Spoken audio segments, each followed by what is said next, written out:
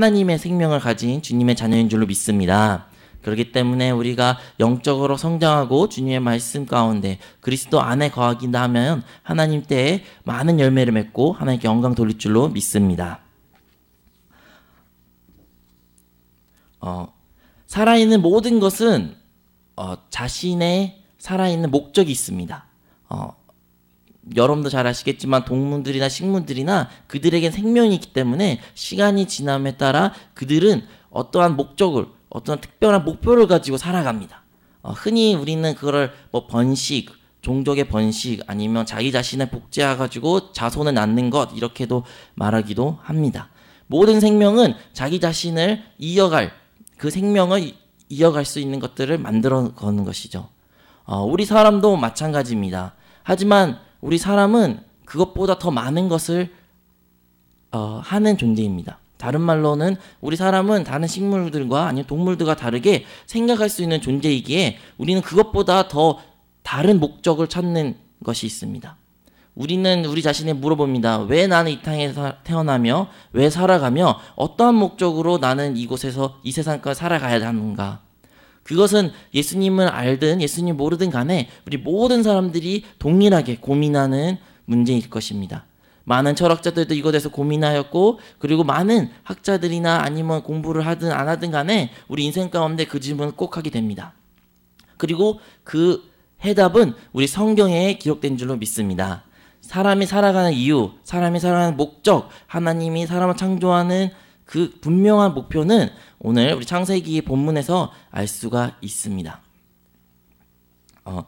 첫 번째, 먼저 성경에 기록되기를 하나님은 사람을 하나님의 형상대로 창조되었다고 말합니다. 우리도 너무나 잘 아는 본문이죠. 사람은 다른 어떠한 피조물들과 다르게 하나님의 형상이라는 것으로 창조되었습니다. 하나님으로 의해 창조된 것은 하나도 없지만 모든 창조물들이 아니면 피조물들이 하나님의 형상을 가진 것은 아닙니다. 그렇기 때문에 이 하나님의 형상이라는 것은 너무나 독특한 것이고 그것을 우리가 온전히 이해할 필요가 있습니다. 그렇다면 하나님의 형상이라는 것은 도대체 무엇을 의미하며 그것은 다른 피조물과 어떠한 차이를 가지고 오는 것인가요? 하나님의 형상이라는 것은 바로 하나님의 주권, 하나님의 능력, 하나님의 권위를 말하는 것입니다. 쉽게 말해 하나님은 하나님의 권위를 사람에게 준 것이죠.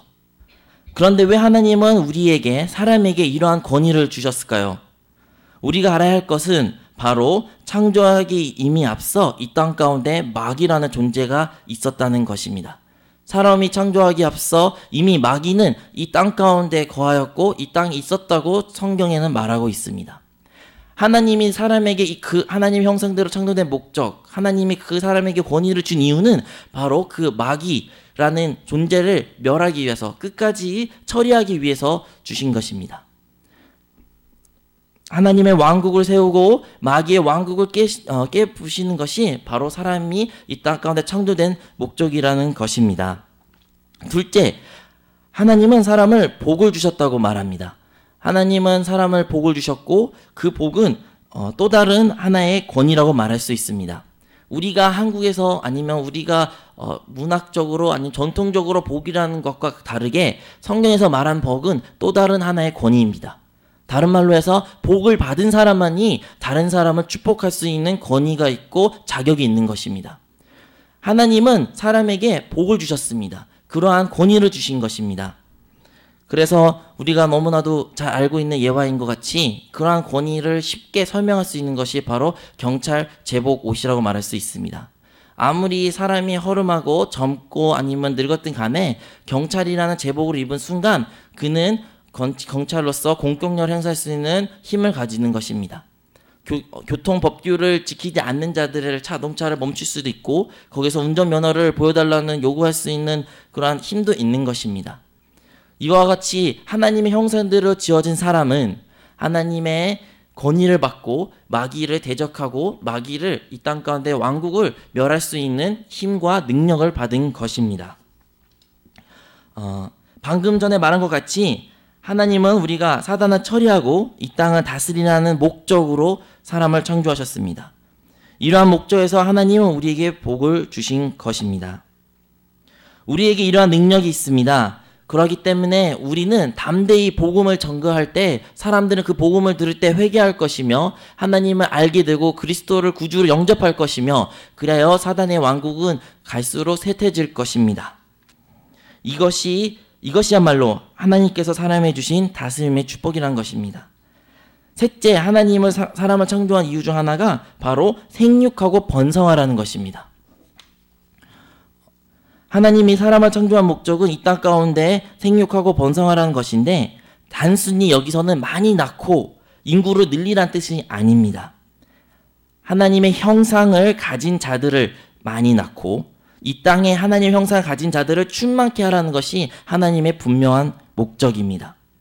그리고 하나님이 창조한 이 모든 것을 다스리라고 오늘 성경 본문에 말하고 있습니다. 오늘 읽었던 창세기 1장 28절에서는 하나님이 그들에게 복을 주시며 하나님 그들에게 이르시되 생육하고 번성하여 땅에 충만하라, 땅을 정복하라, 바다의 물고기와 하늘의 새와 땅에 움직이는 모든 생물을 다스리라 하시니라. 오늘 본문을 통해서 우리가 알 수 있듯이 하나님은 분명한 이러한 목적을 가지고 사람을 창조하는 것입니다.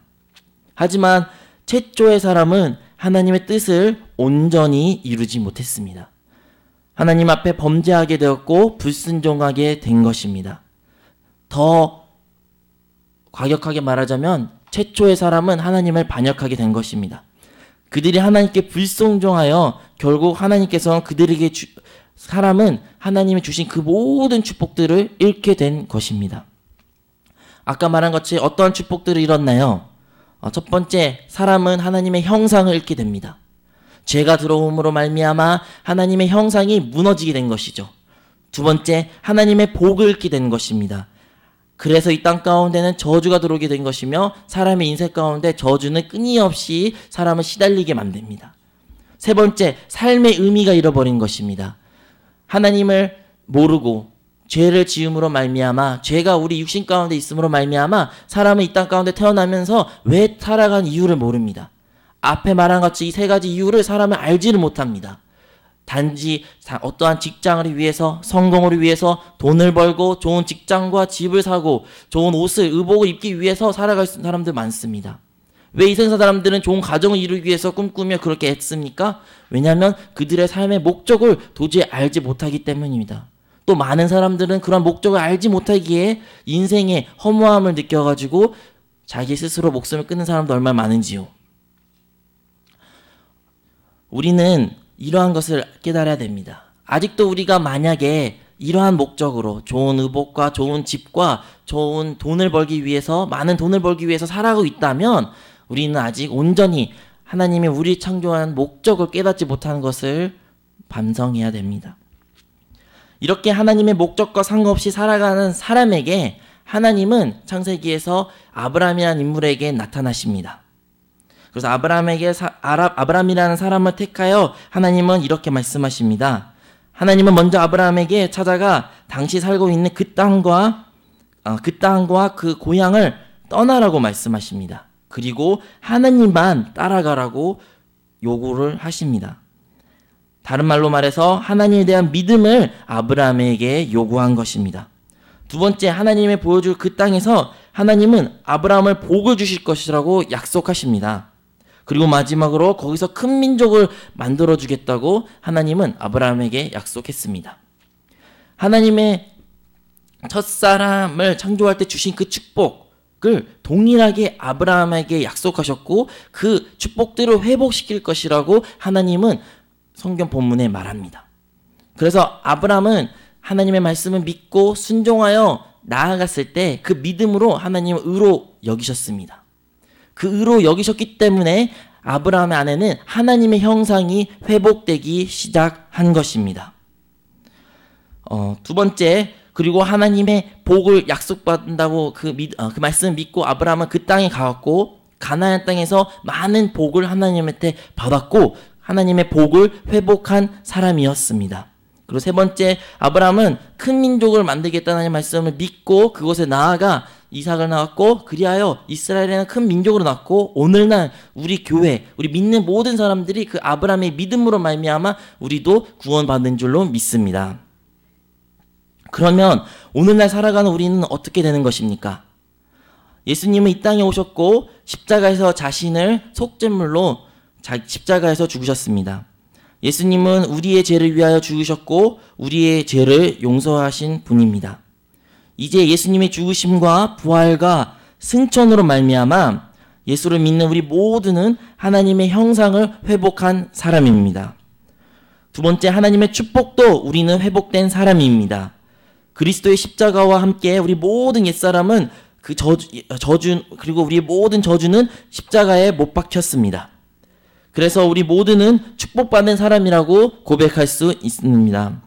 세 번째, 예수님이 승천하기 앞서 마지막으로 말씀한 것은 모든 민족에 가서 제자 삼으라는 것입니다. 다른 말로 말해 온 땅을 하나님의 사람, 하나님의 형상을 회복한 사람들을 전도하고 그들을 제자로 삼아 하나님의 나라를 확장시키라는 것입니다. 이것이야말로 우리 인생의 참된 의미이고 우리 하나님이 우리 창조한 목적인 줄로 믿습니다. 그래서 우리의 모든 생애를 바쳐 이 목적을 위하여 우리는 살아가야 합니다. 그래서 오늘 이 세 가지 외에 맨 마지막 여러분도 본문에 볼 수 있듯이 바로 다스림이라는 것을 우리가 보게 됩니다. 하나님이 그리스도의 죽으심과 그 다음에 부활과 승천, 그것이 곧 우리의 십자가의 죽음과 부활과 승천의 자리를 깨닫는 것인데, 이것을 모든 과정을 거치게 하는 것은 그 이유는 바로 다스림의 단계를 깨달은 것입니다. 우리는 이 땅 가운데 살아가면서 하나님의 왕국을 확장시키기 위한 목적으로 살아가야 됩니다. 하나님은 어떻게 보면 이러한 다스림에 대한 인식이 있는 사람을 찾고 계십니다. 이 땅 가운데 나만 잘 먹고 나만 복된 삶을 살고 나를 위한 삶을 영위하는 것이 아니라 하나님은 나라를 위해 살아가고 하나님의 나라의 확장에 대한 관심 있는 사람들을 찾는 것입니다. 이러한 다스림에 대한 인식을 가진 사람은 하나님은 아직도 찾고 계십니다. 우리가 바로 그러한 사람이 되어야 될 줄로 믿습니다. 하나님께서 태초에 사람을 창조하시고 그 사람의 만물을 다스릴 수 있는 권세를 주셨던 것을 우리는 회복해야 합니다. 그래서 하나님은 오늘날 지금도 이 모든 것들을 지배하고 다스릴 수 있는 사람을 찾고 계십니다. 하나님을 사랑하고 하나님 위에 살고자 하는 사람이 있는 한 하나님께서는 그들에게 권위를 주어 그들로 만물로 통치하게 하신다는 것입니다. 이 새벽 예배에 나오신 우리 모든 성도님들은 바로 그러한 다스림에 대한 사모함이 있는 사람인 줄로 믿습니다. 그리고 우리 모두는 그 승천의 위치를 아는 사람인 줄로 믿습니다. 우리가 마귀를 이기고 마귀를 대적할 수 있는 방법은 오직 이 승천의 위치를 깨달은 자들만 가능합니다. 절대로 승천의 위치를 깨닫지 못한 사람은 마귀를 온전히 대적하지 못하며 귀신을 쫓을 수도 없으며 하나님의 나라를 확장시킬 수 없습니다. 그리하여 우리는 그리스도와 함께 그 벌써 보좌에 계신 예수님과 함께 그 승천의 위치에 있는 줄로 믿고 고백해야 될 줄로 믿습니다. 또한 우리는 권위에 복종해야 됩니다. 하나님께서 허락하신 이 땅 가운데 권위는, 교회에 대한 권위는 바로 하나님에 대한 순종으로 보여지는 것입니다. 우리가 눈에 보이는 권위에 순종하지 못한다면 보이지 않는 하나님을 어떻게 우리가 순종할 수 있는지요? 그렇기 때문에 우리는 서로 지체들 간에, 교회 안에 그 영적 권위에 순종해야 될 줄로 믿습니다. 그리고 마지막으로 우리는 생명의 성장이 필요하다는 것을 깨달아야 됩니다.